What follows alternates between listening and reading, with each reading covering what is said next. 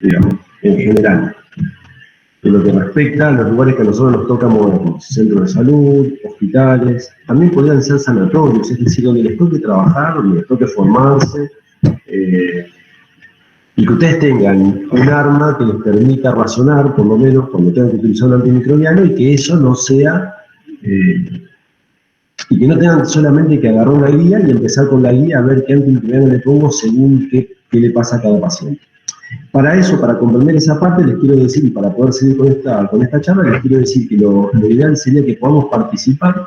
Yo voy a abrir el juego para que cualquiera participe, cualquiera que quiera dé su parecer, y bajo lo que ustedes van proponiendo, en base a lo que yo les voy diciendo, vamos formulando la charla. ¿De acuerdo? O sea que vamos a hacer solamente lo que ustedes tengan ganas de hacer o lo que ustedes les genere inquietud de hacer.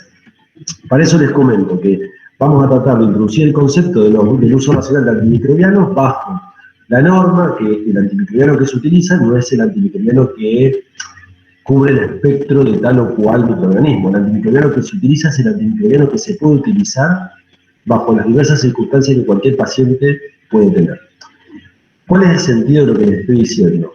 Si uno tuviese que guiarse por las vías terapéuticas, valga la redundancia, y debería de esa manera medicar, entre comillas, a una persona, diría que para tratar la faringitis por estreptococo utilizaría qué antimicrobiano, fundamentalmente qué antimicrobiano. Así de sencillo, ¿eh? Vamos de libro, vamos a hacer una definición de libro de lo que haríamos con un paciente, una paciente que viene con una faringitis por estreptococo y ustedes tienen que medicarla. Cualquiera que quiera, pida la palabra y adelante.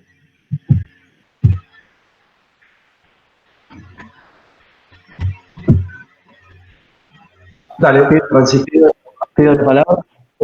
Fenoximetilpenicilina. Bueno, fantástico. Bueno, lo que dice Francisco está espectacular, porque en realidad, si uno lo pudiese pensar, ahora vamos a pensarlo de lo científico, vamos a hacer una definición bien pragmática y científica. La cuestión es así: si uno tuviese que ver la guía terapéutica, diría la fenoximetilpenicilina es el mejor antimicrobiano porque es un antimicrobiano que cubre el espectro casi exclusivo del Streptococcus beta-hemolítico grupo A y que concentra perfectamente bien en faringe y que por otro lado concentra perfectamente bien en piel y que por otro lado concentra perfectamente bien en corteza renal, por lo tanto no tiene tanta injerencia sobre la flora habitual del intestino, por ejemplo, no afecta a los vacilos gram negativos, no genera resistencia, es de toma bastante sencilla porque en las últimas guías terapéuticas se puede utilizar cada 12 horas y la capacidad de generar efectos adversos es baja. Entonces, lo que dice Francisco es lo que dicen todas las guías terapéuticas. Pero bien, vamos a pensar un poquito más allá de eso. ¿Qué podría pasar para que ese antimicrobiano no sea utilizado y uno elija otro antimicrobiano? ¿Cuáles son las cuestiones que podrían ahí tener que ver con la elección de otro antimicrobiano? Levanten la mano que quiera o irrumpa nomás y hable. ¿Alergia? ¿El paciente sea alérgico? Habló ahí Verónica, escuché a Verónica. Bárbaro, que el paciente sea alérgico, bárbaro. Entonces, Verónica, explícanos a todos, los que estamos acá, ¿qué tipo de alergia vos te haría pensar en que no tenés que usar la fenoximetilpenicilina? ¿Qué te diría el paciente? Creo que una que sea bastante, por ejemplo, una erupción generalizada, edema de glotis. A ver, vamos a lo más común. Bien, Verónica, sí. Yo te sigo tu lógica y me parece... Claro, pero o sea, digamos, yo creo que no se puede usar en el caso de que sea una alergia bastante como grave, digamos.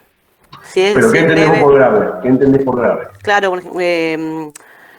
por ejemplo, un exantema generalizado.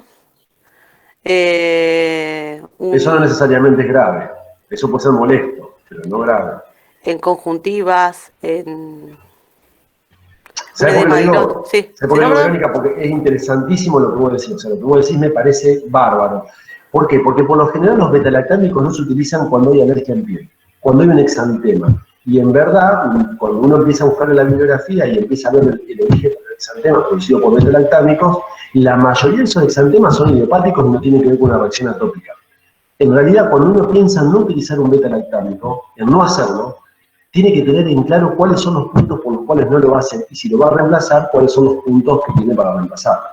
Pues yo le soy muy concreto. Si uno tuviese, hay una cosa que dijo Verónica que estoy de acuerdo, si tuvo edema de glotis con un beta-lactámico, no le vamos a dar beta-lactámico.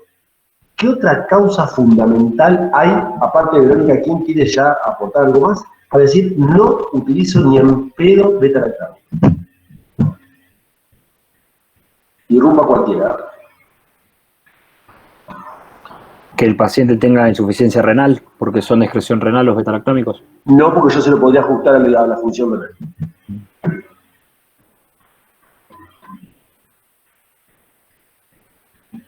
Mariela, ¿cómo sería lo de la anafilaxia? Porque edema de glotis dijimos, por ejemplo, pero ¿qué otra que...?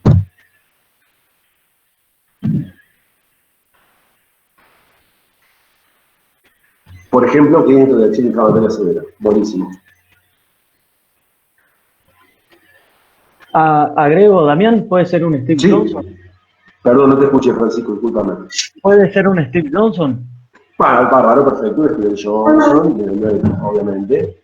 Bárbaro. ¿Qué otra cosa? A mí un Steven Johnson, un Lyle, una reacción que realmente haya puesto en peligro la vida del paciente. Yo estoy de acuerdo en usar beta-lactámicos. Ahora, un exantema pruriginoso. ¿Cuándo un exantema, cuándo ustedes le prestan atención a una reacción en piel? Para decir, Cuando compromete conjuntivas. Si compromete conjuntivas, estoy de acuerdo, y ya estaríamos en presencia de otro tipo de reacción que podría llevar a la severidad. En eso estoy de acuerdo, pero fundamentalmente en el 99% de las ocasiones es cuando dejan de usar beta-lactámicos y lo reemplazan por una reacción en piel. ¿Qué reacción, y acá está el kit de la cuestión, a esto quiero llegar, qué reacción en piel, exclusivamente en piel, ustedes le prestan mucha atención y dicen, a este no le voy a dar beta-lactámicos hasta que no esté totalmente seguro que no es alérgico? Porque la reacción en piel no lo va a matar. La reacción en piel no lo va a matar, no la va a matar. Lo que uno tiene miedo es que no haga una reacción de hipersensibilidad tipo 1. Porque esa es la reacción de ese es el edema de glotis que la va a matar. En realidad la reacción en piel que me puede hacer sospechar que un paciente puede ir a hacer una reacción de hipersensibilidad tipo 1 y puede comprometer la vida, es una reacción en piel que se presenta de qué manera.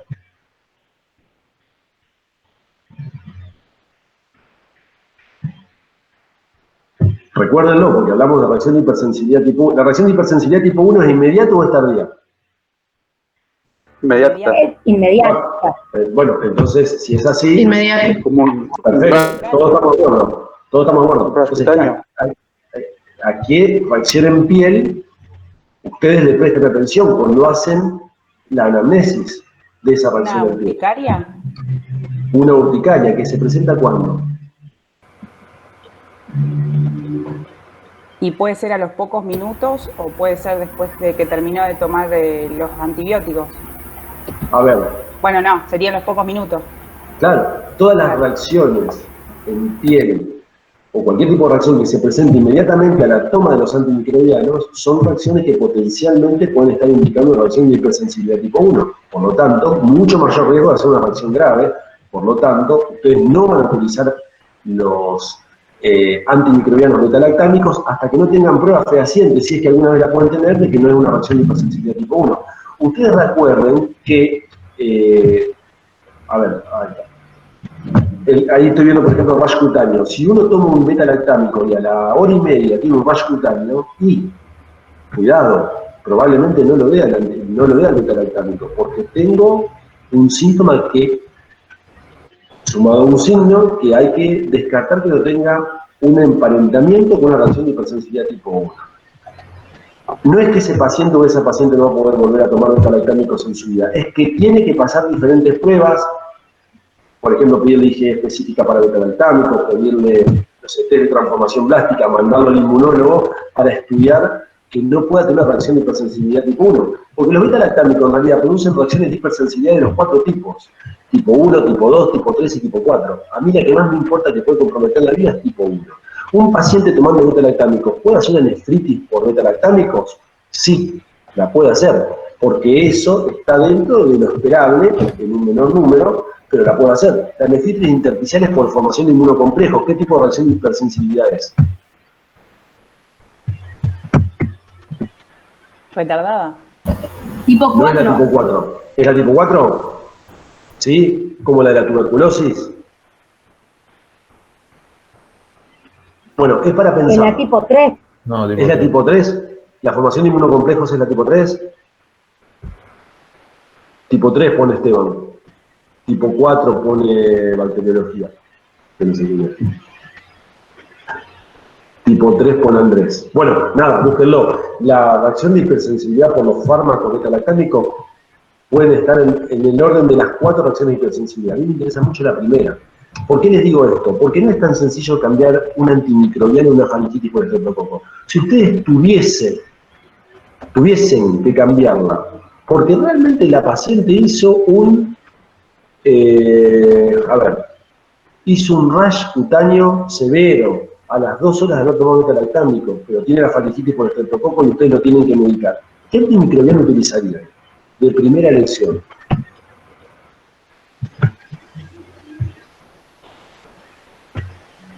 Hablen, Andrés, yo sé que pusiste Macrólidos. Petra y no está bien. Macrólidos. Ayelén, ahí está, sí, macrólidos, perfecto. ¿Qué macrólidos utilizarías, Ayelén? Y acitromicina. ¿Por qué? ¿Por qué? ¿Por qué? ¿Sí? Porque una, por la comodidad de la dosis, pues se da una cada 24 horas. Perfecto, esa es una buena. Corto, o sea, creo que es en corto tiempo, creo que son 5 días. Perfecto, bárbaro. Y puede ser que persista en tejido. Perdón, hay alguien que tiene el micrófono abierto y no escucha. Creo que Leonardo tiene el micrófono abierto. Ahí está. ¿Sí qué decías, Ayelén? Que persiste en tejido luego de haber terminado el esquema antibiótico. Bueno, eso es porque esa es la razón por la cual uno no utilizaría 5 días y no 10, digamos, porque tiene mucha bioconcentración, es bastante liposoluble, se bioconcentra mucho en tejido y entonces la tenés por largo tiempo. Bueno, esa es una buena por usar la citromicina. ¿Qué otra buena tiene la citro? Digo, los macrólidos son moléculas torpes, grandes, que se distribuyen bastante, tienen mucha biodistribución en tejido, pero tienen cosas a favor, sin embargo. ¿Se excretan por orina? En muy baja cantidad. ¿Qué diferencia hay entre la citro y la claritro en cuanto a las interacciones medicamentosas hepáticas? ¿Se metabolizan en el hígado ambas? ¿Hay alguna que no? Digo porque muchos pacientes son polimedicados. Estas son las cosas que uno no hacen pensar cuando utiliza racionalmente antimicrobiano. Sin embargo, hay una pregunta mucho más importante, que es, para usar macrólidos en una faringitis por estreptococo, ¿qué es fundamental pedirle en el diagnóstico? ¿Un hepatograma? No, para nada. ¿Qué es fundamental? Decir, bueno, yo cuando hago diagnóstico de faringitis por estreptococo, tengo que, si voy a dar macrólidos, sí o sí, tengo que tener en cuenta esto. ¿El antibiograma?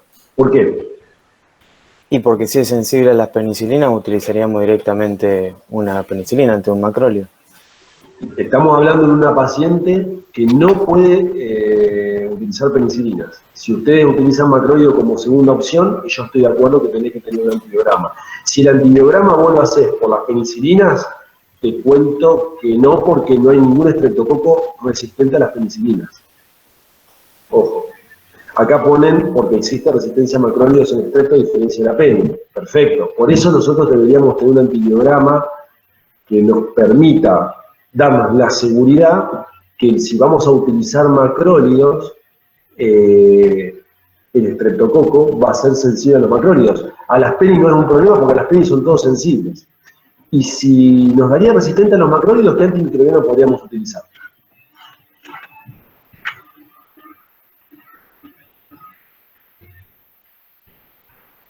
No se peleen, ¿eh?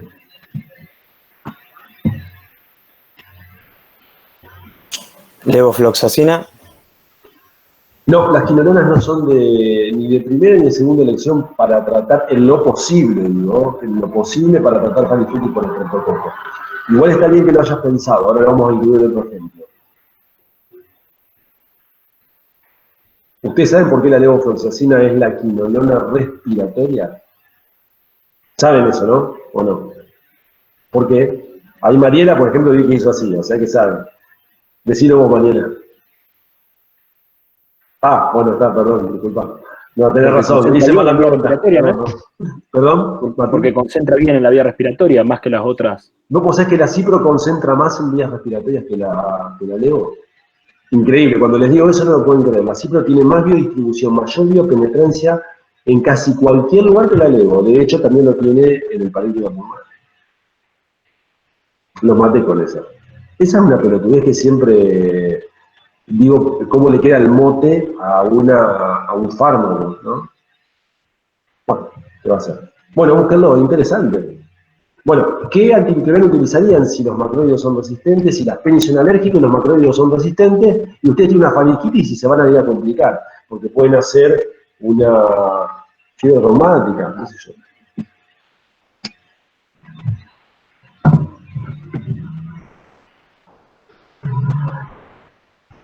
Hay muchos, ¿eh?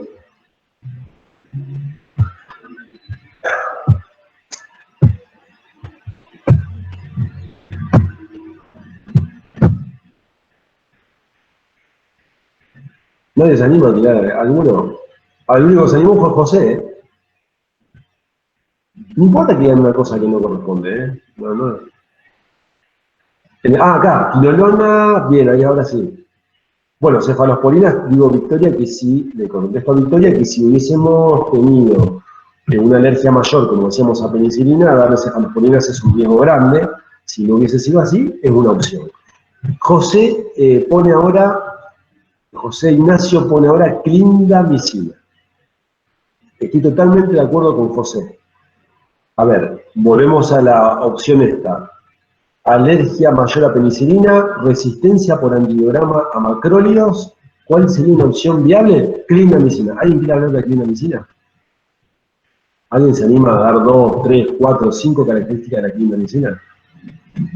Yo les digo una pequeña molécula pequeñita anfipática, o sea que penetra en tejidos, pero también tiene algo de solubilidad, por lo tanto viaja por sangre, es pequeñita y cuando ve el huequito para entrar, penetra en el tejido y tiene buena biopenetrancia. Incluso puede penetrar por un transporte que es único al interior de los neutrófilos, o sea que no vamos tan mal. ¿Alguna otra disquisición? ¿Cuál es la dosis?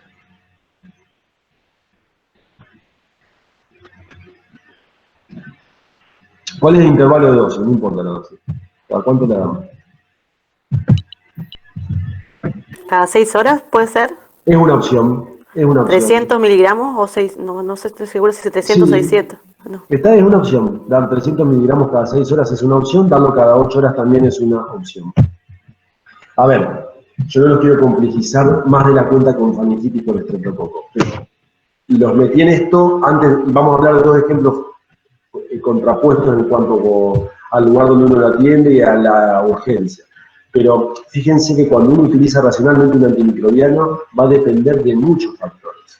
Va a depender del antibiograma, pero también va a depender de la aceptación del organismo de cada uno a la molécula. Y también va a depender de la posología, porque ya me nombraron ustedes que es mejor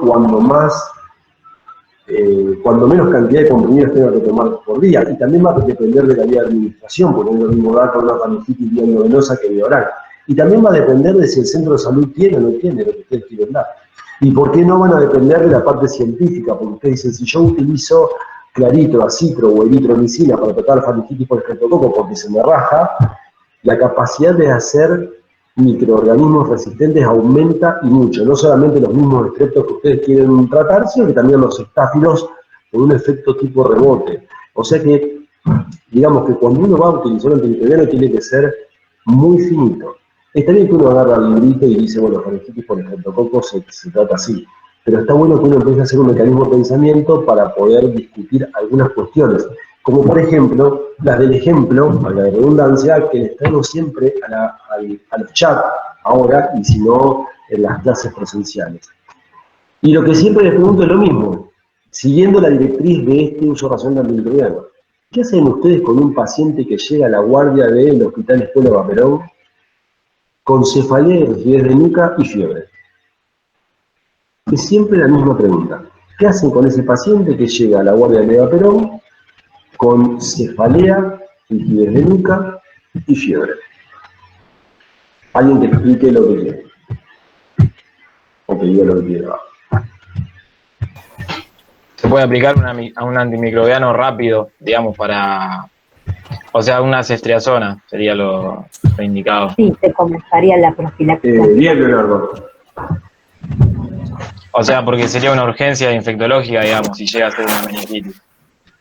Perdón, ¿tiene contraindicaciones para punción lumbar?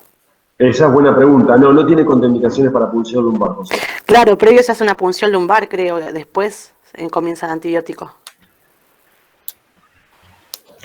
Bien, no tiene contraindicación para punción lumbar. Mi pregunta es, ¿cuáles son las contraindicaciones para hacer una punción lumbar? Que tenga algún foco neurológico. Perfecto. Signo de hipertensión intracraniana, ¿que serían cuáles? Perdón. Vómito en chorro, bradicardia, Bien. depresión del Genial. sensorio. Genial. Bárbaro. Bárbaro. Tampoco Otra tiene que cosa. tener infecciones en el sitio de punción. Muy bien, excelente. Bárbaro. ¿Qué más? Bien. Que haya tenido Edema de convulsiones. papila. Bien, porque el edema de papila puede estar en relación con una masa ocupante de espacio. ¿Qué otro paciente puede estar contraindicado a hacer una punción lumbar? En un Que paciente. tenga las plaquetas muy bajas. Le paso plaqueta. Ponele, le paso plaqueta. Inmunodeprimido. Que esté inconsciente. Inmunodeprimido. Está en coma. ¿Por qué inmunodeprimido? Y porque la reacción inflamatoria que se puede estar gestando en caso de que tenga un foco neurológico no va a manifestar el aumento de presión. Genial, Franco. Bárbaro, me parece muy bien. Entonces yo, atendiendo a lo que ustedes dicen que me gusta, vamos ahora entonces a agarrar un cuadro sinóptico y vamos a hacer esto. Paciente con fiebre, cefalea y rigidez de nuca, todo constatado clínicamente por ustedes. En la guardia, sin depresión del sensorio, en la guardia. ¿Se punza o no se punza? Si se puede, ¿se punza o no se punza? Sí, se punza. Para mí se punza, sí. Y aparte se sacan hemocultivos. Sí. Y posterior a eso, inmediatamente comienzan antimicrobianos. Sí. Primero hay que Estamos de acuerdo dar en eso. corticoides, hay que dar dexametasona. Está bien, empezar con Dex y Antibiótico con antimicrobiano. Me parece bárbaro, genial. Ok. Genial, tenés razón. Hasta ahí vamos bien. ¿Estamos? Mismo paciente, con vómitos en chorro. ¿Se punza o no se punza? Primera pregunta. Primero hacemos una tomografía. Primero lo tomografiamos. Ahora, vamos a complejizarlo. Se hace primero la tomografía. O sea, estamos en el Hospital Escuela de Perón, que tiene el tomógrafo a, no sé, 30 metros, 40 metros. Entonces complejizamos. No se punza, se hace tomografía. Pero, ¿se comienza con antimicrobianos previo a la tomografía o hacemos la tomografía, lo punzamos rápidamente y enseguida comenzamos antimicrobianos? Comenzamos antibiótico previo. Previo a llevarlo a la tomografía. Sí. Bien. ¿Sí? Digamos, No, yo pienso que primero hay que hacerle la tomografía y después, según los resultados rápidos, se hace la punción y se da antibiótico después. Porque me puede Fantástico. negativizar el líquido cefalorraquídeo. Bien, Martín, a ver, vamos por dos contrapuestas. Alguien más, sigamos. O sea, pero solamente tiene vómito en chorro el paciente o se agrega el cuadro Sí, sí. anterior. No, tiene fiebre, cefalea, requiere nunca hay vómito en chorro. Vos decís, bueno, hay que tomografiarlo. Yo a este paciente no lo voy a punzar por punzar, digamos, porque lo puedo clavar. Si tiene una masa ocupante espacio. ¿Vos qué pensás, Leonardo, en cuanto a los...? No, lo mismo, está bien que hay que hacer una imagen antes. No había entendido si se agregaba el cuadro anterior o solamente vómito en chorro. Bien, entonces imagen antes y después rápidamente imagen y después. Sí. Mariela, que te voy a hablar sin el que tengo mal, Mariela, porque tengo justo enfrente de mi cosa. ¿Vos qué pensás? Bien. Silene, vos que ya estás entrenada en esa. Ahí te tengo también acá, por esa. Sí, yo coincido con mis compañeros. Primero el ataque y después se ve lo demás. Eugenia, Sevilla. Ahí está, para activar el micrófono. Sí, yo también. Pienso lo Bien, mismo. vamos. O sea que lo dejaron solo, casi solo, porque creo que hubo uno por ahí más que No sé, estoy tratando de ver, pero bueno. Sí. Claro, exacto. Antes del ataque o después del ataque y la PN. Pero bueno, Bueno, está bien, ¿no? Sí, No para sé. mí va el antibiótico primero. Para mí va primero el antibiótico. Bueno, son uno de los únicos. Para mí antibiótico también. Claro, primero va el antibiótico, después se hace el ataque, y si se descarta la masa, se hace la punción lumbar, y ahí es donde se hace el infectológico y se ve la etiología, digamos, de la infección y se hace ajuste del medicamento en caso de ser necesario. Bien, bueno, ahí los escuché, algunos más repuntó un poquito más pensar en hacer terapéutica antes de llegar al tomógrafo. Les cuento que existe un metaanálisis bastante importante de muchísimos casos, de recabar muchos casos y mucha cantidad de controles, muy interesante, prospectivo, en muchos hospitales, Yankee el estudio, donde se demostró, y con eso se le incluyó en las guías terapéuticas, que todo paciente, por más que tenga el tomógrafo al lado, todo paciente que deba ser tomografiado por sospecha de hipertensión intracraniana tiene que recibir previamente los antimicrobianos porque se observa marcado aumento de la morbilidad. Por ejemplo, sordera. Vamos a eso.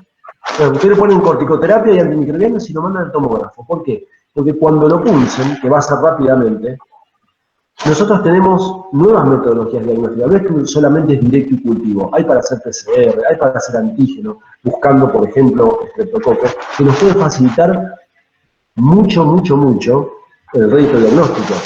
Entonces, lo que está probado es siempre que uno va a realizar un estudio de imagen, rápidamente utilizar antimicrobianos y corticoterapia, porque el aumento de la morbilidad y también un poco de la mortalidad se observan casi todas las partes de este metaanálisis.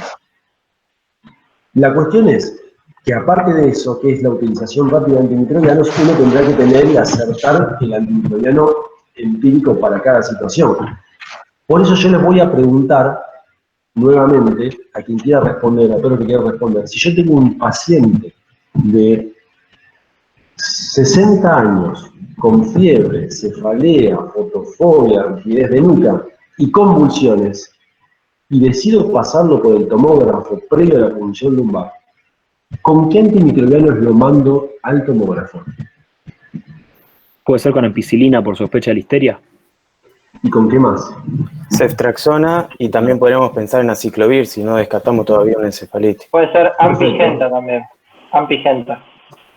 Bien, bárbaro. Bueno, ampigenta ya un poco más vetusto, más viejo, no se utiliza, no lo he utilizado, pero utilizar ceftriaxona cubriendo el estreptococo, ampicilina cubriendo la listeria, aciclovir, porque tenemos un signo encefálico, no hay tenemos traducción encefálica clínica, tampoco hay duda, estaría perfecto, por supuesto, con la corticoterapia que ustedes crean necesario, se pasa por el tomógrafo, si no hay más ocupante de espacio, pulsa, y de acuerdo al líquido de punción, uno después puede jugar un poco entre qué es lo que va a dejar, o si va a dejar todo, o qué es lo que puede suspender. Pero la cuestión es que ustedes comprendan que allí el uso racional del antimicrobiano es de urgencia, que tiene que ver mucho con la morbilidad y la mortalidad del paciente, y que ahí nos está tirando a matar a varios lugares, como bien dijo José, ampicilina, ceftriaxona, aciclovir. Diferente hubiese sido que ustedes no hayan tenido ningún signo encefálico, hayan decidido pulsarlo en la guardia, y pulsen y empiecen antimicrobianos. Y allí uno sí puede utilizar en este paciente ampicilina, ceftriaxona, ver el líquido cefalorraquídeo cómo viene, y después ajustar en consecuencia. ¿Alguna pregunta hasta aquí? Todas las que quieran. Yo los escucho a ustedes.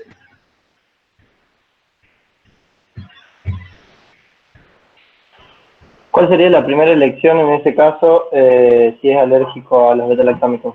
Interesantísima pregunta. ¿Quién se lo responde? ¿Quién lo preguntó, perdón? Yo, Ángelo. Ah, Ángelo, sí, perfecto. Ahí tiene que ir. ¿Cuál sería de primera elección si uno tiene una alergia a beta-lactámico? Tiene que cubrir estrepto, ¿no? Primero cubrir estrepto. Primero estar seguro que tiene una alergia a beta-lactámicos, porque acá lo que está jugando es con con el resultado o sea, con la terapéutica de una patología que es grave. Entonces yo digo, si uno va a decir, es alérgico y no le voy a poner ceftriaxona, por ejemplo, hagamos lo más sencillo, solo ceftriaxona si fuese un paciente de 40 años, hagamos lo más sencillo. Y lo voy a variar por otro antimicrobiano que no es de primera elección, entonces tendría que saber perfectamente que ese paciente es alérgico al beta-lactámico. Bueno, acá no es lo mismo que pensar entre fenoxi y claritro, o entre fenoxi y acito para una faringitis. Acá es, le saco la ceftriaxona y le pongo otro antimicrobiano que no es lo mismo. ¿Cuál sería? La vancomicina. La banco, claro. ¿Usa dosis de carga vancomicina? ¿Se mide vancocinemia? ¿Cuál es el efecto adverso más frecuente? ¿Cuál es el nefrotoxicidad, ototoxicidad, síndrome de cuello rojo. Bien, bárbaro. ¿En cuánto la infundirías entonces? Para que no te den 30 miligramos kilo día, creo que era, sí. ¿En cuánto tiempo? Para no tener síndrome de cuello rojo. No importa lo que quieras. ¿No son 2 horas? No. Depende de la dosis. Depende de la dosis. Bueno, esto también lo tiene que manejar, porque bueno, yo voy a usar banco. ¿Por qué? ¿Y por qué alérgico a la peli? ¿Y por qué alérgico a la peli? Porque hice una urticaria. Perfecto. Uso banco. Bueno, si voy a usar banco, ¿cómo la uso? Endovenoso, fantástico. ¿Se usa dosis de carga? Sí, se usa. ¿Se usa vancocinemia? ¿Hay que medir los niveles de banco en sangre? Sí. ¿En qué momento? ¿A las 48 horas, a las 72 horas? ¿Sí o no? Bueno, todas son cuestiones que uno se plantea cuando utiliza un antimicrobiano, que aparte no es el más, como diría mi hijo cuando era más chico, no es el más mejor, digamos. No es el adecuado. Es decir, que fíjense el uso racional de antimicrobianos, cómo termina en general emparentándose cuando uno va a racionalizar las características de cada individuo y del marco que tiene ese individuo, pero que finalmente se emparentan, porque acá llegamos al mismo ejemplo. Mira, es alérgico a los beta-lactámicos, bueno, que usamos, lo mismo que la faringitis, pero ahora estamos más comprometidos. De hecho, hay estudios que muestran que la utilización de corticoides con vancomicina sí tiene efecto sobre el paso de la vancomicina por la barrera hematoencefálica. A diferencia de los beta-lactámicos, que aunque tenga efecto, el efecto ese no tiene repercusión clínica. O sea que fíjense hasta dónde llega. Yo estoy hilando fino, pero estoy comentando hasta cuál sería la implicancia de no saber discernir lo que es ser alérgico a penicilinas o no.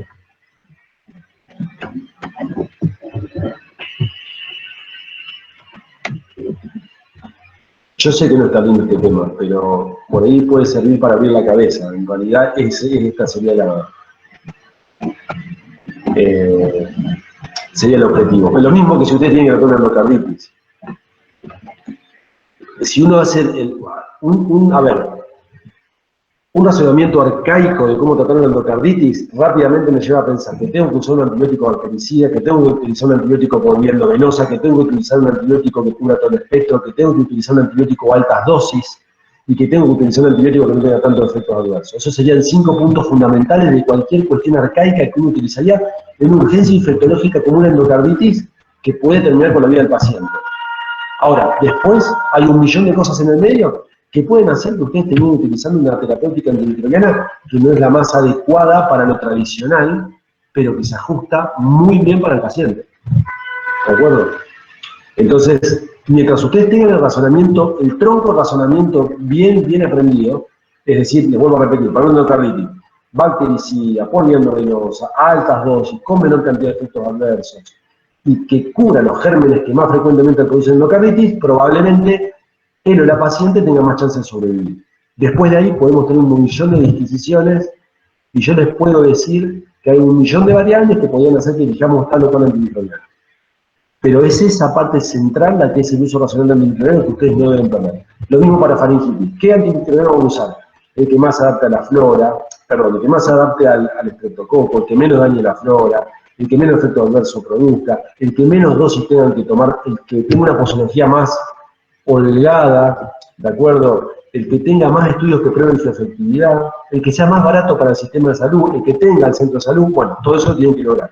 Ahora, si no se logra esta pata, iremos reemplazando e iremos buscando otro nicho y utilizaremos otro tipo de antimicrobiano.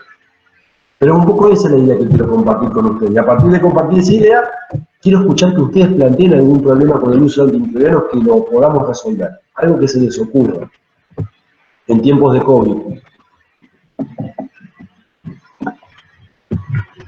Cualquiera que quiera plantear lo que quiera, la duda que quieran, el caso que quieran. Sí.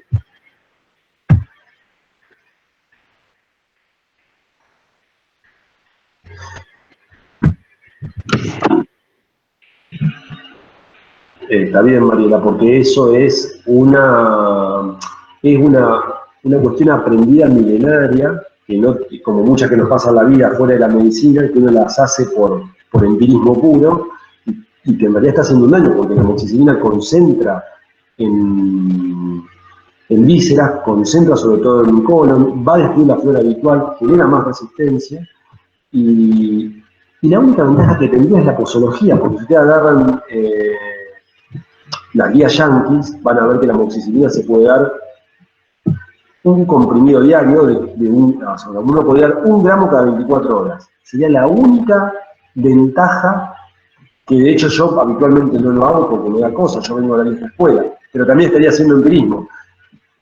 La única ventaja, lo demás es todo desventaja. Es todo ventaja. No, por favor.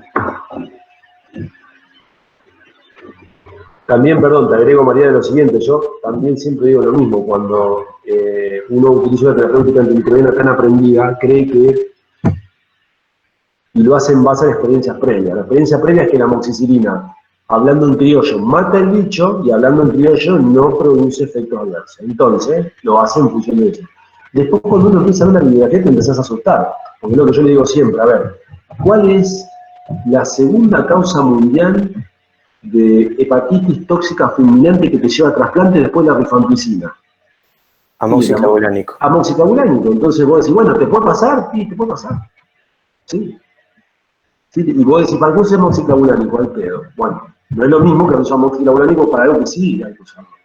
Y el amoxiclavulánico tiene un nicho chiquitito, aunque se usa para 1 millón de cosas. Por eso uno, no sé, este es un razonamiento.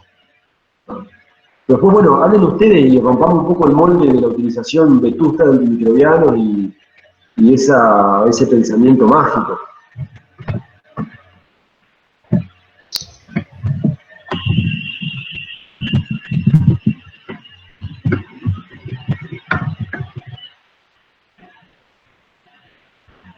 La otra vez decía un infectólogo en un encuentro que tuvimos, decía, bueno, la verdad que usar piperacilina tazobactam para tratar neumonías yo no lo hago porque está probado que el tazonam tiene un efecto inóculo que lo destruye. O sea, cuando ustedes tienen, en las neumonías ustedes tienen gran cantidad de bacterias y mucha reacción inflamatoria.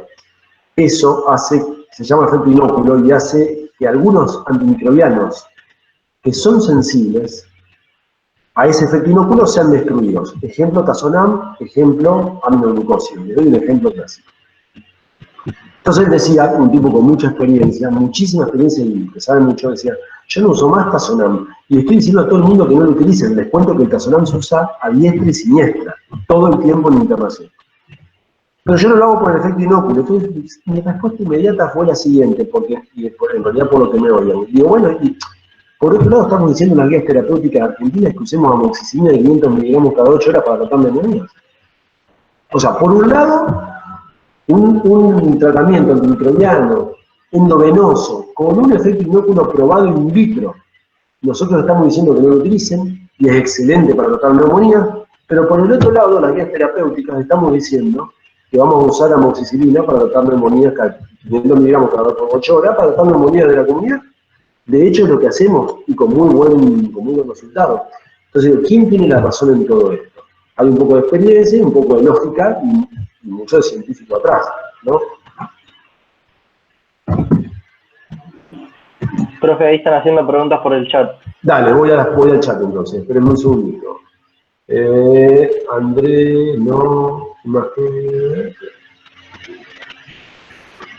Estoy en las funciones, espérenme, Si no hay tomógrafo, leo por ahí. Hay que mandarlo con antimicrobianos para otro lugar donde haya tomógrafo. Banco. Ahí está. ¿Se les da antibióticos a las neumonías por COVID? Sí, se les da antimicrobianos, eso está dispuesto, eso es un punto de inflexión importante. Nosotros lo criticamos también porque estamos teniendo, por ejemplo, yo estoy teniendo multiresistencia en los cuidados críticos del Hospital de Vaperón, digamos, todo lo que pasa acá, pasa en Centenario, pasa en todos lados, porque se está usando muchísimo antimicrobiano y tenemos mucha gente internada con neumonías por COVID. Es un punto de discusión muy grande. ¿Es verdad que se está volviendo a usar la nitrofurantoína en vez de ciprofloxacin? Mira, la nitrofurantoína es un antimicrobiano excelente porque les cuento esto. A ver, les voy a contar un error mío de toda la vida y les cuento la nitrofurantoína. La nitro es un antimicrobiano que concentra exclusivamente en vías urinarias. No tiene biopenetrancia tisular. Es un antiséptico urinario, excelente para tratar infecciones urinarias. ¿Se entiende hasta ahí? Nosotros teníamos un problema que era que le teníamos que dar cada 6 horas. Ahora vienen los macrocristales que se estaban en todos los lugares y se da cada 12 horas. Toda la vida dijimos que como era un antiséptico urinario y estaba en vías urinarias, no penetraba en tejido, no tenía penetración ística, lo dábamos en infecciones urinarias en la mujer, pero no en el hombre por la próstata puede ser un reservorio. Bueno, yo lo dije toda la vida. Y de hecho lo hice toda la vida, y de hecho había mucha gente que lo hacía también. Ahora en el último consenso sacaron la nitrofurantoína para tratamiento de infecciones urinarias bajas en el hombre. ¿Qué postura tomo yo ante esa guía? De la cual no descreo, se puede utilizar siempre y cuando no tengamos una mejor opción. Y para evaluar una mejor opción no solamente tenemos que ver el nombre, tenemos que ver por qué es una mejor opción. O sea que es una discusión finita. Yo enseñé lo contrario durante mucho tiempo y de hecho las guías decían eso que yo enseñaba. Ahora cambió como un montón de cosas.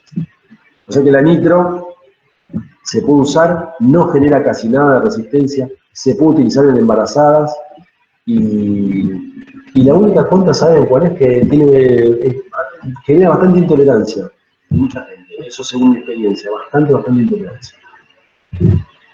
Y vos lo consultabas, Andrés, porque se está viendo mucha resistencia a la cipro. No, resistencia a la cipro se ve hace muchísimo tiempo. De hecho, se dejó usar en muchos lugares.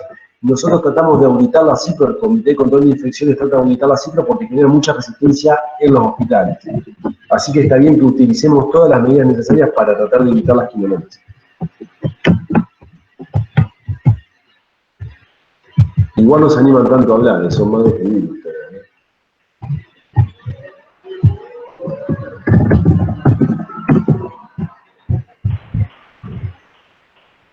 Eso siempre y cuando sea una infección urinaria baja.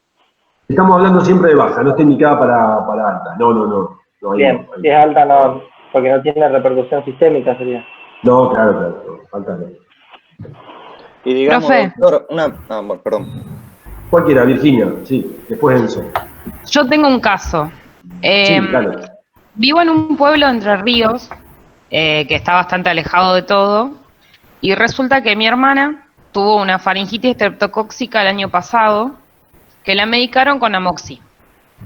Ella no cumplió muy bien el tratamiento porque es una despistada, yo no estaba acá, y a las 2 semanas, 3, hizo nuevamente otra faringitis. Entonces fui, la acompañé y le dije al médico, bueno, mira, esta no cumple nada, inyéctala, porque básicamente fue así. Entonces el tipo le puso penicilina inyectable. Genial. Estuvo re bien. Pasaron 8 meses más o menos y volvió a hacer otro episodio de faringitis estreptocóxica. Fueron, le hicieron la prueba de la penicilina para ver si no era alérgica, qué sé yo, le dijeron que vaya a las 24 horas al hospital, la revisaron, le dijeron, re bien, le pusieron la penicilina y le dieron Amoxi por 48 horas hasta que supuestamente la penicilina le hiciera efecto. Bien. Resulta que a las 48 horas tenía la garganta peor que antes. Entonces lo tomaron como resistencia a la penicilina, le dieron acitromicina 5 días, pasaron 10 días y mi hermana otra vez está con faringitis. Fue al hospital y le dijeron, bueno, ¿sabes qué? Vamos a hacer un hisopado, y la dejaron sin medicación. Y mi hermana está que se muere con la garganta. Y hasta el jueves, la hisoparon el martes, y el jueves creo que al mediodía tienen el resultado, porque como vivimos en un pueblo, tienen que llevar los estudios y realizarlos en otra ciudad. ¿Está bien esa conducta que tomaron de no medicar? Bueno, a ver, hay varias partes, pero es muy bueno esto que pasa, porque pasa todos los días. Primero, Virginia, que si ellos encontraron un estreptococo resistente a la penicilina, va a salir en todas las revistas del mundo porque no hay ningún caso publicado mundialmente hasta el año 2020. Eso es lo que me llamó a mí la atención. Claro. Por lo tanto, obviamente, lo que pasa es lo siguiente. A ver, si yo te trato vos con una faringitis por estreptococo, tengo que tener un exudado, yo tengo que hisopar, y ese exudado que yo saco tiene que estar cargado de estreptococos.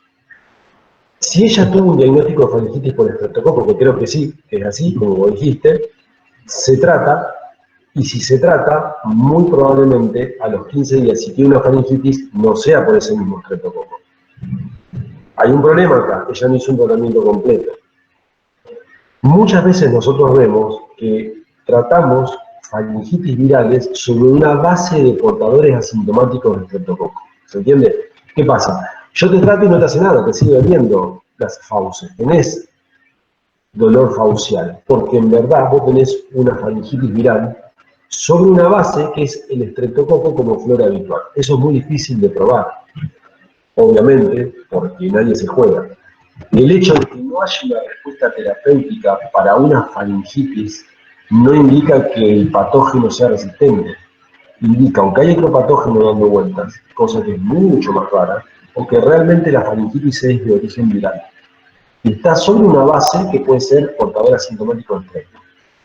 Pero, insisto mucho en esto, si ustedes hacen un tratamiento completo por 10 días, termina el tratamiento y a los 5 días la paciente o el paciente vuelve a tener una faringitis, es muy poco probable que sea por estreptococo. Es más, si allí uno le tomaría un hisopado, probablemente no crezca el estreptococo.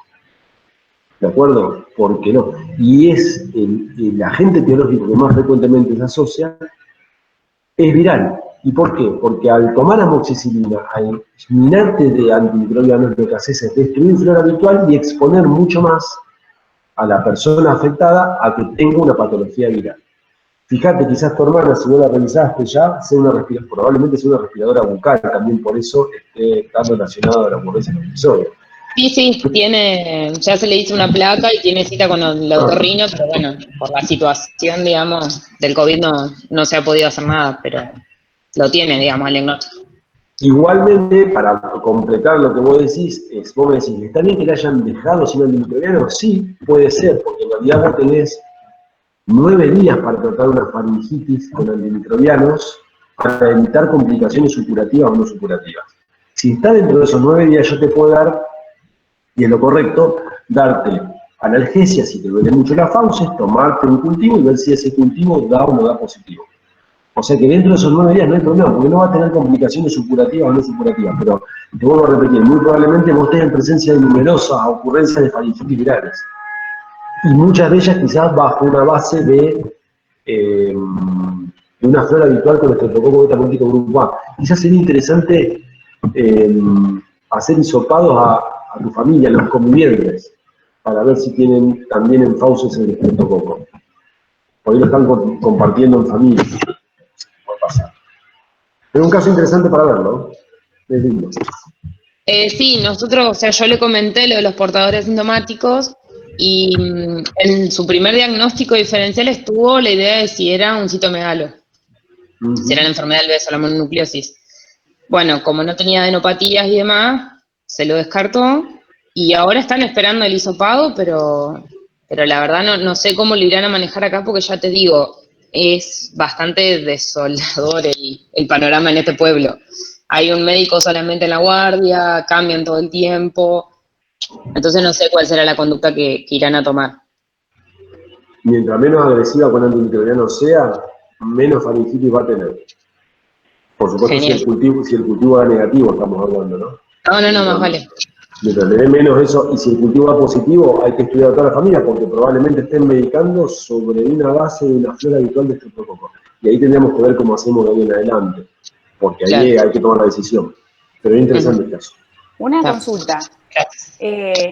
En el adulto, Sí. ¿se hace tratamiento con rifampicina si es portador asintomático de estreptococo? No, se trata de menos con rifampicina solo, no. Ah, bien. No, Porque existe en la el posibilidad. pediátrico tengo entendido que sí, ¿no? Habitualmente no, con rifampicina solo no, porque la rifampicina produce rápidamente resistencia en los estáfilos, se trata de no usar solo. Lo que Claro. sí se usa es rifampicina asociada a penicilina en faringitis recurrentes, los últimos 4 días de tratamiento con penicilinas. Los últimos 4 se usa, pero tampoco hay tanto paper que lo avale, pero se usa. Ah, Pero bien, es para bien. eso. ¿Está? Estaba Enzo, creo que Enzo quedó como medio en la... Sí, hola. Sí, Enzo, sí. No, en realidad mi pregunta era como un agregado a la anterior de la infección urinaria, que si ahora se usa mucho nitrofurantoína o ciprofloxacina porque se ve resistencia al cotrimoxazol con la Escherichia coli. ¿Es así? ¿Está dando resistencia? El Cotri es bastante bueno en ese aspecto. ¿Por qué es bastante bueno? Porque a los médicos le da un poco más de resquemor utilizarlo. Entonces, tenemos menos resistencia al Cotri que antes. Pero, a contrapartida, como se dejó de usar las quinolonas, el cotrimoxazol se empezó a usar un poquito más y ahora aumentó la resistencia. Pero por lo general le cuesta más hacerse resistente. Habitualmente nosotros usamos, y generalmente usamos mucho cotrimoxazol en el tratamiento de las infecciones urinarias. Nos parece un buen antimicrobiano, concentra bien en orina, tiene buena tolerabilidad y un amplio margen para utilizar dosis, o sea que la posología también se lo puede usar cada 12 horas. Es una buena opción.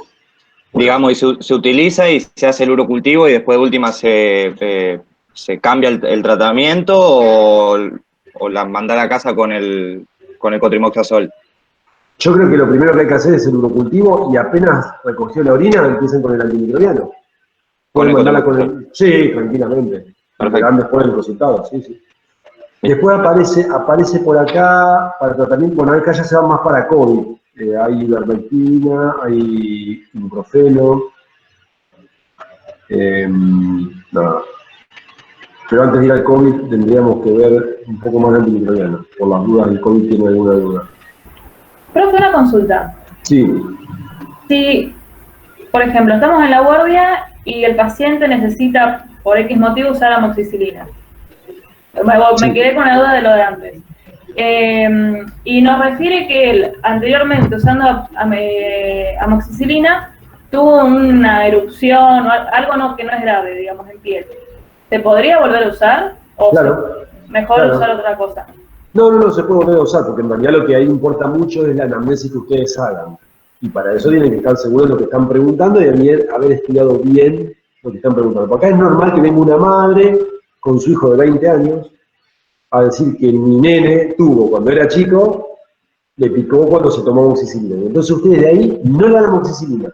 No, digamos, no. No porque es una contradicción en sí mismo. Entonces ahí uno tiene que, ¿y usted cuándo le dio? No, porque le dio amoxicilina y al quinto o sexto día se empezó a rascar. Y póngale que ustedes están dando amoxicilina y al tercer día empieza a generar una reacción en piel que es idiopática. No tiene reacción con la hipersensibilidad. Tercer, cuarto día. Y ustedes quieren terminar el tratamiento porque es importante que termine con el beta-lactámico, le agregarán algún fármaco que actúe para la alergia que está produciendo. Y terminarán el tratamiento. Eso depende de su experiencia y también depende de que hagan una buena anamnesis y que estén seguros de lo que están preguntando. ¿De acuerdo?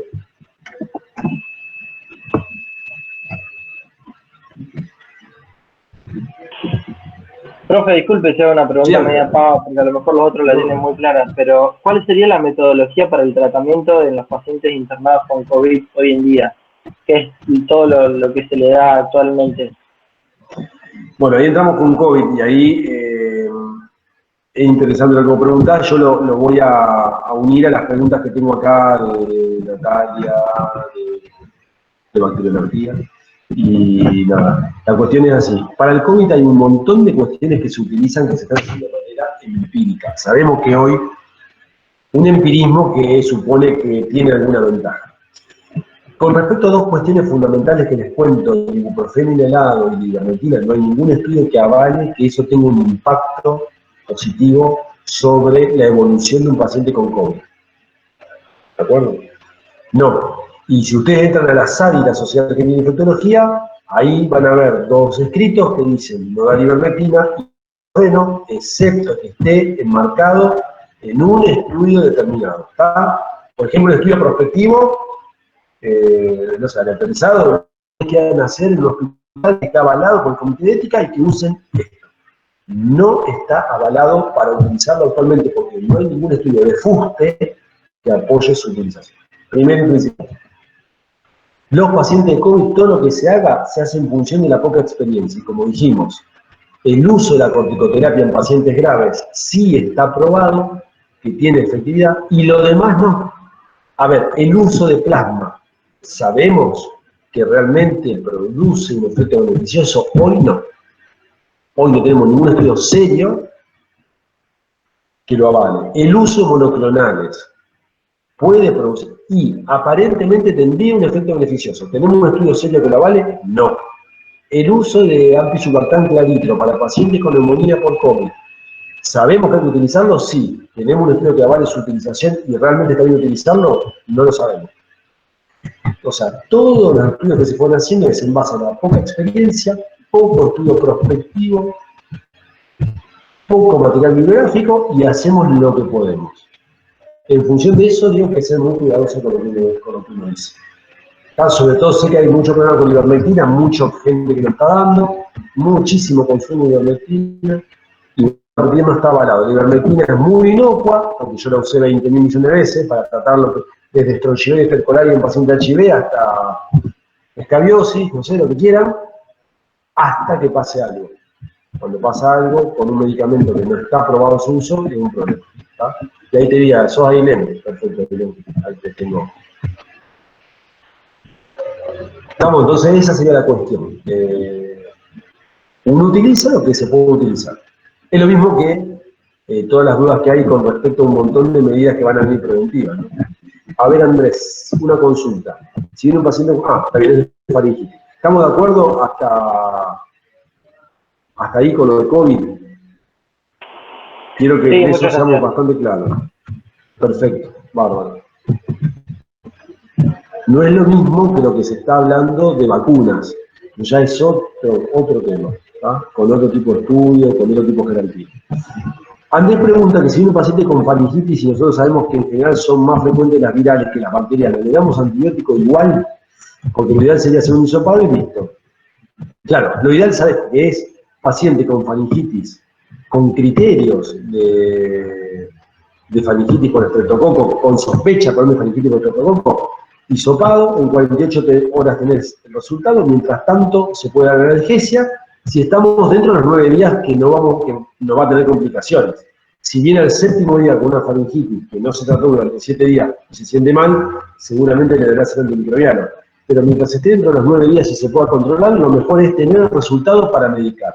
Porque si no damos antimicrobianos inútilmente. Y si uno da antimicrobianos y tiene el resultado, y el resultado es negativo, inmediatamente se suspende el antimicrobiano. ¿Vale?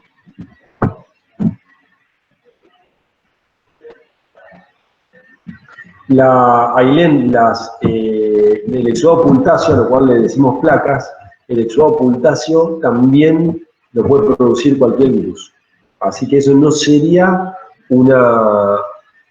un signo que nos diga que sí o sí el paciente tiene estreptococo. Tiene muchas cosas, apartar los criterios de Centor, si quieren después leerlo, clínicos, pero el diagnóstico sigue siendo microbiológico. Sabrina pregunta de COVID, en cuanto a la serología. ¿Qué querés saber, Sabrina, en cuanto a serología de COVID? Hola, Doc. Yo quería consultarte en cuanto a la inmunoglobulina, inmunoglobulina G. Sí. Si el paciente le da resultado reactivo, porque viste que te informan cualitativo, no cuanti. Sí. O sea, ¿hasta qué punto o por cuánto tiempo se sabe que está, digamos, el paciente exento de contraer la enfermedad nuevamente? Bueno, esa es la pregunta del millón, Sabini, que es el quilombazo que tenemos sobre todo con los agentes de salud que han tenido contacto estrecho y ya han tenido COVID, porque vuelven a pedir licencia y nos quedamos sin personal de salud. Atento a eso, el Ministerio sacó como reglamentación que cualquier persona que trabaje en salud, que haya tenido contacto con con pacientes, digamos, que haya tenido COVID, que haya hecho la inmunoglobulinas, que haya tenido contacto con un paciente, un contacto estrecho con un paciente con COVID y esté dentro de los 3 meses posteriores a su diagnóstico, no debe irse de baja. ¿Qué te quiero decir con esto? Que lo que se piensa por todos los estudios que se han hecho transversalmente es que las personas que han tenido COVID y han generado anticuerpos, por lo menos por 3 meses, estarían inmunizados. Eso es una generalidad de los pocos estudios interesantes que hay, porque dentro de esos estudios también hay que enmarcar que no solamente la inmunidad celular, la inmunidad humoral, perdón, interviene en la respuesta frente al COVID, sino que también lo hace la inmunidad celular. Por lo tanto, hay tantas variables que en realidad, al punto de hoy, no sabemos realmente cuánto tiempo uno está inmunizado. Se toma como promedio 3 meses, eso es lo que dice la ley ahora, eso es lo que viene para personal de salud, pero yo me animaría a decirte que ni aunque vos tengas anticuerpos, no sé si son neutralizantes y por tanto tampoco sé si vas a responder frente a una nueva infección. Es incierto, ¿de acuerdo? De acuerdo, muchas gracias. No, por favor. Ahora sí. Angelo, hay mucha controversia con respecto a la vacuna, independientemente de que el personal de salud se deba colocar. ¿Usted la recomienda inicialmente o conviene esperar? No, en esto también quiero ser bien claro y quiero ser bien concreto. Todas las vacunas que han sido aprobadas, sea por una aprobación de emergencia o no, estén dentro del calendario de inmunizaciones, han pasado las fases de estudio. La gente que ha generado la vacuna no son ningunos pelotudos, son gente de mucho estudio, son gente muy prestigiosa que se ha abocado al estudio de estas vacunas porque económica, social y un montón de cosas más. Nos hemos encontrado con un choque de un camión de una Scania de frente que es el COVID. Sería irresponsable de mi parte si yo le dijera o dijese que esperen. Las vacunas aprobadas por los entes regulatorios se pueden colocar. No es obligatoria, porque una vacuna de emergencia y no es de calendario, no es obligatoria. Pero es muy sano que si ustedes leen, yo les puedo mandar material, todos los estudios que se han propuesto, todas las fases que han pasado y las presentaciones, puedan transmitirlo en castellano a la población para que la población tome conciencia. Porque si no, chicas y chicos, no vamos a salir. Como tampoco vamos a ir solamente con la vacuna, necesitamos que la gente se siga con el distanciamiento, se ponga el cubreboca, no compartan más, que si no va a ser imposible. Pero la verdad que se ha generado una controversia por el origen, porque una es yanqui, porque la otra es rusa, porque la otra es china, y en realidad hay que fijarse bien en el estudio, ¿no? Bueno, esa es mi opinión. Yo tengo una pregunta hablando de la vacuna también. Sí, Martín. ¿Cómo, o sea, en teoría, por lo que se viene diciendo, el COVID no deja una inmunidad permanente en el paciente que lo sufre? Dicen que dura 100 días, unos 3 meses. ¿Cómo puede una vacuna dar una inmunidad de mayor duración que el virus real? Bien, buena pregunta. Yo te la respondo, Martín. La vacunación no cumple ni los mismos requisitos ni las mismas obligaciones que una infección por un virus normal, de la naturaleza. Las vacunas que van a venir para el COVID en este momento constan de dos momentos de inmunización, al día 0 y al día 21. Por lo tanto, ya tenés 2 estímulos distintos al sistema inmune. Y todavía no tenemos fecha de revacunación. La revacunación no necesariamente sea dentro de un año, podrá ser antes o después, según la cantidad de tiempo que dure la inmunidad producida por la vacuna. Recuerden, por otro lado, también que todos los estudios que se están haciendo, y esto, Martín, está buenísimo como lo dijiste, se hacen frente a diferentes sesgos. ¿Y cuál sería un sesgo que puede ocurrir? No es lo mismo que vos, Martín, te inmunices contra una patología que está comúnmente circulando, porque la exposición al virus te va a producir un estímulo del sistema inmune, a que vos te inmunices dentro de un año cuando el virus no circule, porque allí tu inmunidad puede responder de distinta manera. ¿Se comprende esto? Es decir, no es lo mismo que yo me inmunice con la vacuna para el COVID y tome contacto con el COVID continuamente en la calle, porque ahí mi inmunidad continuamente va a estar estimulada, a que yo me inmunice y no tome contacto con el COVID por 2 años, porque probablemente ahí mi inmunidad decaiga. Sí, es decir, el sesgo de hoy, ese es el verdadero problema. Tomo este ejemplo que puede ser, podemos discutirlo con gente que sabe más que yo mucho tiempo, pero el sesgo de hoy es que estamos en medio de una pandemia. Por lo tanto, hay muchas preguntas que no se pueden responder. ¿Está? Hay muchas preguntas que no se pueden responder. Habrá que ver en toda esa gente que los anticuerpos decayeron, cuál fue su contacto con el entorno, en qué lugar estaban. Hay que ver esos estudios que están muy sesgados, yo los he leído, y están súper sesgados, súper sesgados. Partamos que ni siquiera estamos hablando de anticuerpos neutralizantes, estamos hablando de IgG al azar, en muchos de esos estudios. Entonces, no sé, la pregunta es buena, la inmunización, como te vuelvo a repetir, consta de 2 etapas, así que eso ya es la diferencia. Y veremos después. Quizás nos vuelven a vacunar a los 6 meses, no lo sé. No lo sé. Bien, gracias. No, por favor. Con respecto al COVID, ¿por qué ese antibiótico si es una bacteria? Bueno, eso es una pregunta que nos hacemos, Cristian, a menudo. A menudo, totalmente. Y por lo que estamos hablando en este momento, del aumento de la resistencia a los antimicrobianos. ¿Hay secuelas por COVID en personas que tuvieron neumonía, que tuvieron síntomas leves, que no tuvieron neumonía, por ejemplo? Sí, hay secuelas. Hay todo un andamiaje de estudios que cada vez se engrosa más, obviamente a medida que pasa el tiempo, con respecto a las secuelas por COVID, relacionados con parénquima pulmonar y con corazón, con aparato cardiovascular, cada vez más, y también neurológicas. Yo creo que dentro de un año a esta parte nos podemos encontrar nuevamente y seguramente vamos a tener resultados increíbles de todo lo que está pasando. Asusta, las secuelas asustan porque uno dice, bueno, y en realidad cuando uno empieza a hablar de vacunas dice, bueno, chicos y chicas, tengamos en cuenta que si no nos vacunamos, no solamente está la cuestión de que me salvé de tener algo grave de COVID, sino que está la cuestión de la parte secular. Los corticoides en COVID se utilizan habitualmente, sí, en casos graves. Trombogénicas, sí. Sí, se usa, sí, se usa también, porque en verdad cuando se habla de fisiopatogenia de afectación por COVID, se habla de generación de una coagulopatía. Por ejemplo, la afectación de parénquima pulmonar muchas veces se relaciona con la generación de una coagulopatía y por ende, claro, se trata de evitar que se produzca.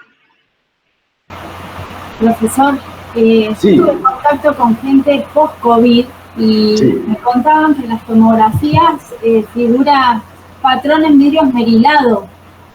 Quedan los pulmones con un patrón como con fibrosis, decían.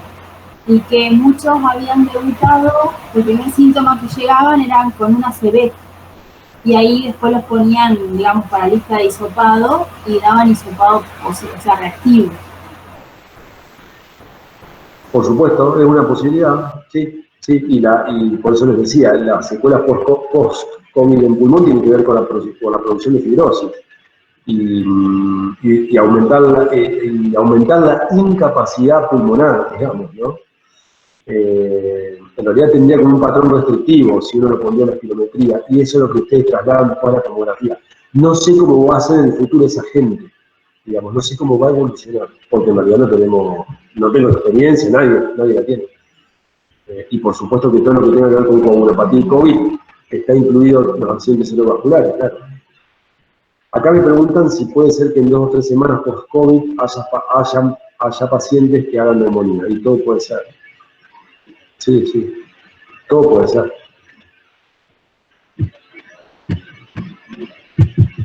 Yo también tengo una duda sobre COVID. Claro, sí. ¿De qué depende el pronóstico de la enfermedad, además de la edad, factores de riesgo y comorbilidades? Porque he conocido, por ejemplo, familias que han cursado toda la enfermedad con un montón de síntomas y otras familias enteras que la han cursado solamente, no sé, con pérdida de olfato y gusto. Y como que en las mismas familias, no sé, hay personas de 20, 30 años, no cambia tanto la edad y los factores de riesgo, pero sí el curso de la enfermedad. ¿Eso a qué se puede ver? Que sea tan variable de una persona a otra, por ejemplo. Esa respuesta es una respuesta muy general, porque en verdad se le cabe todas las de la ley. O sea, no solamente los 60 años, las comorbilidades, entre ellas la diabetes como una de las más importantes, son causa de tener tal o cual destino de infección por COVID. En verdad, hay muchísimas cuestiones que se están estudiando y que tienen que ver con el orden del inmunológico, que hacen que una persona responda de tal o cual manera a la infección por el mismo virus. Por lo cual nosotros hemos tenido muchos pacientes de 40 años, sin comorbilidades, que se han muerto. Entonces esa es la cuestión. La cuestión es que hay cosas que no conocemos, que van en el orden inmunológico, que tiene que ver con la respuesta inmune del organismo, que se están estudiando, con la misma génesis, la interleuquina, el interferón y de todo, que hace que uno tenga mayor o menor respuesta frente a la infección y con eso genere mayor o menor daño. Pero por eso les digo, nosotros vimos una gama de pacientes que no respondía a ninguno de los criterios y que se murieron en terapia, rápidamente.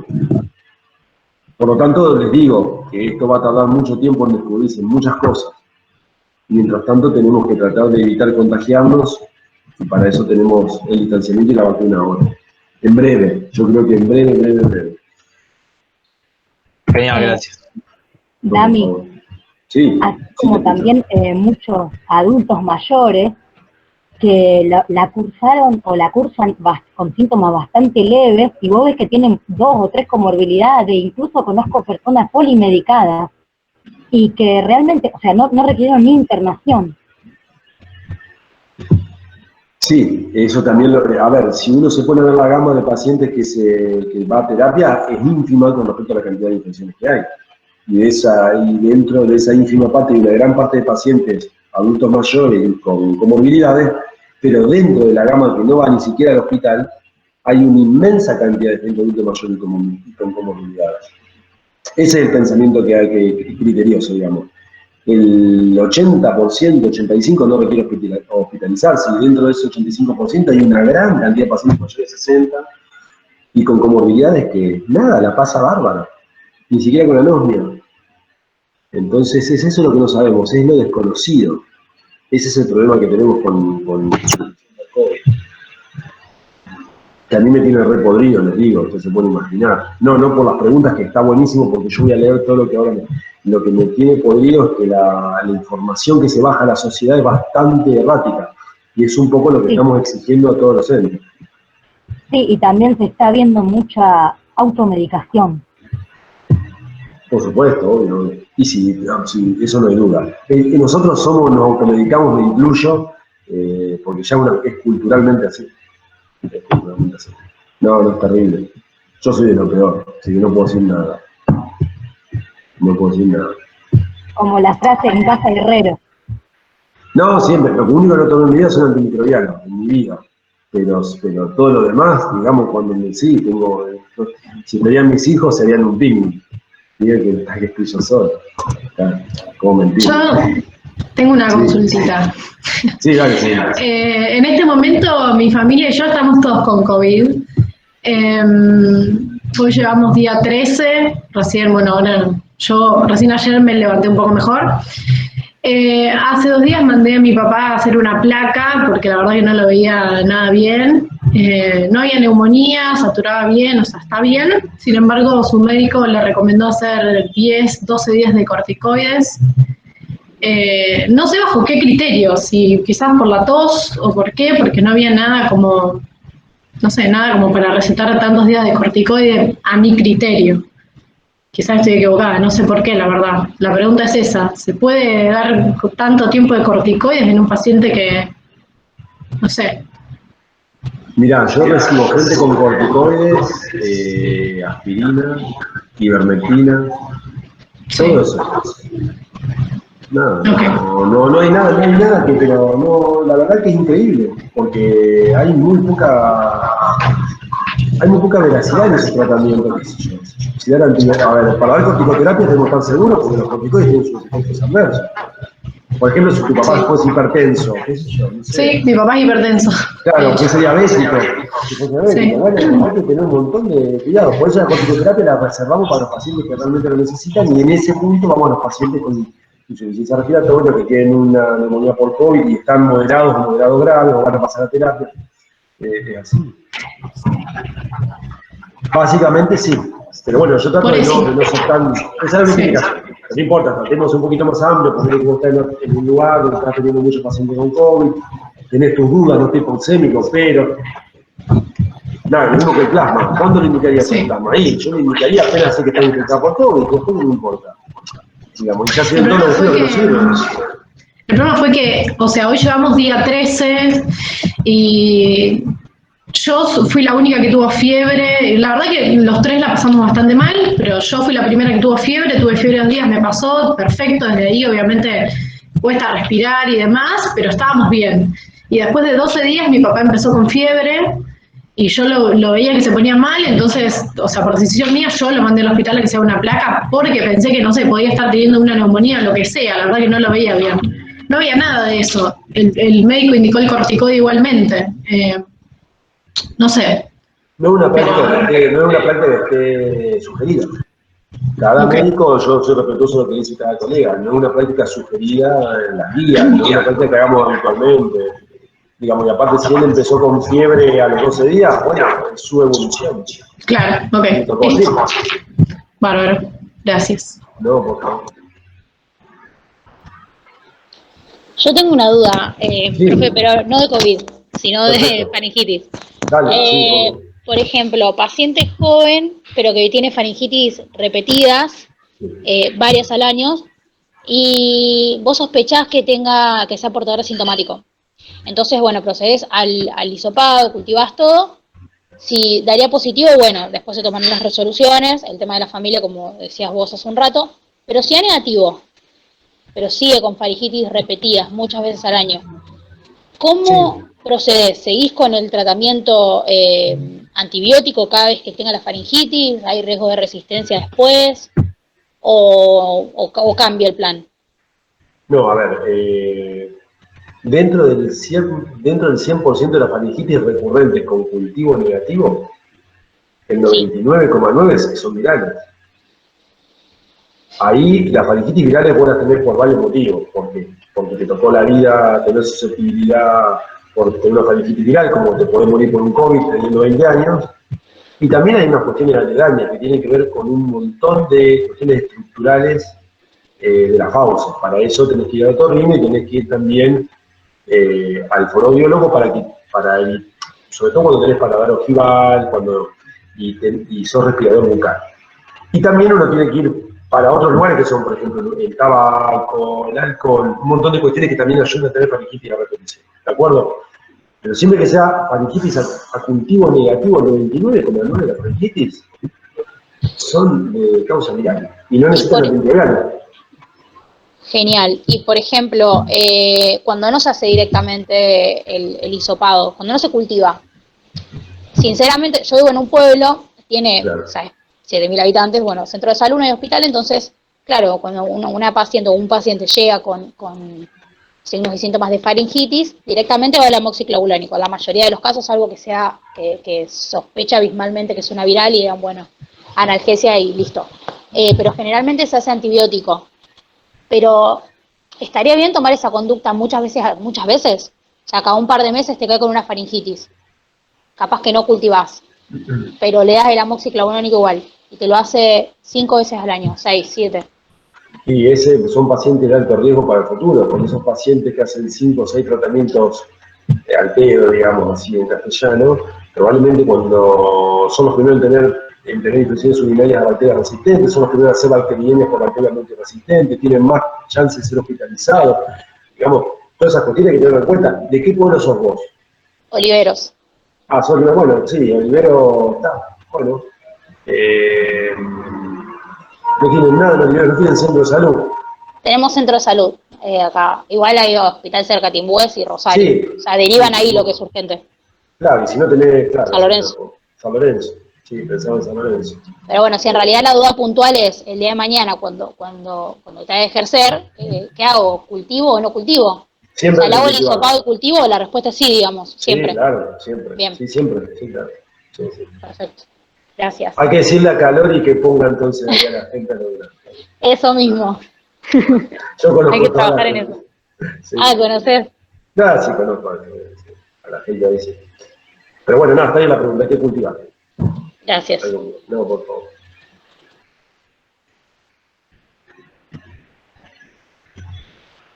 Bueno, no sé si alguien más tiene alguna pregunta por hacer.